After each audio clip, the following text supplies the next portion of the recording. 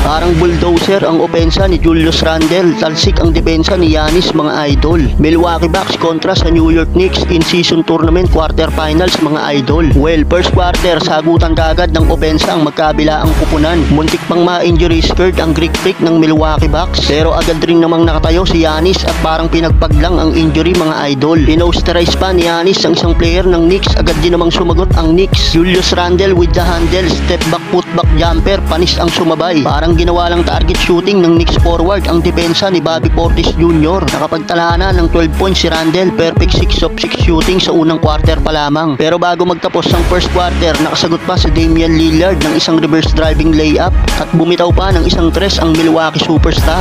Wala nang isang minuto mga idol nang magkabantayan pa si Giannis at si Randle. Parang bulldozer ang Knicks superstar, hindi umubra ang bato-batong depensa ni Giannis. Parang bumangga lang sa pader, 37-35 end of first quarter. Second quarter, mainit pa rin ang dalawang kupunan para sa Milwaukee Bucks. Bobby Portis Jr. one riding dunk, sinundan pa ng isang corner 3-pointer. Under 6 minutes, si Giannis naman ang kumana, isang spin moves at easy layup na yan para sa The Greek Freak mga idol. Sa New York Knicks, Julius Randle pilit pa rin ang pagbuhat sa opensa ng Knicks. Isang layup sana, kaya lang agad naman siyang napigilan ni Brook Lopez at pumahabol pa ng butata si Giannis Antetokounmpo. Bago ulit magtapos ang second quarter mga idol, Damian Lillard 13 straight points para lalong pahirapan ang opensa ng New York Knicks. Literal na pinatikim ng game time ni Lillard si Randle at ang New York Knicks. Halos ayaw magmintis ng tres ng Bucks superstar, 75-72. End of second quarter, Bucks up by 3 points. Julius Randle buhat na buhat ang Knicks, mayroon ng 25 points. Well, third quarter mga idol, si The Greek Freak naman ang kumamada para sa Milwaukee Bucks. Pinamamana ni Giannis ang Knicks, opensa at depensa ang ginagawa ni Giannis. Para sa New York Knicks naman, Julius Randle pa rin para sa opensa. Iniwan lang ang depensa ni Giannis, nakakuha pa ng foul ang Knicks superstar mga